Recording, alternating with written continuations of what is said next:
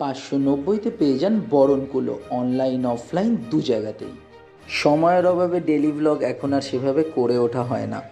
সকাল থেকে বৃষ্টি, কাজে বেরোতে পারিনি, তাই ভাবলাম স্টুডিওতে গিয়ে কিছু ডিজাইন রেডি করব। ও বাবা, গিয়ে দেখি চান্দা অনেকগুলো একসঙ্গে নিয়ে আঁকতে বসেছে।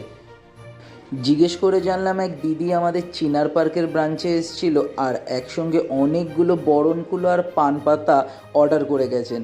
তিনি তার বিয়ের থিম বরণকুলো আর পান পাতা দিয়েই সাজাবেন। কনসেপ্টটা খুব ভালো লাগলো, তাই চান্দার আঁকাগুলো দেখছিলাম দাঁড়িয়ে। চান্দা আঁকার সময় খুব সিরিয়াস মুডে চলে যায়, কোনো কথা বলে না, তাই আমিও চুপচাপ দাঁড়িয়ে ভিডিওই করছিলাম।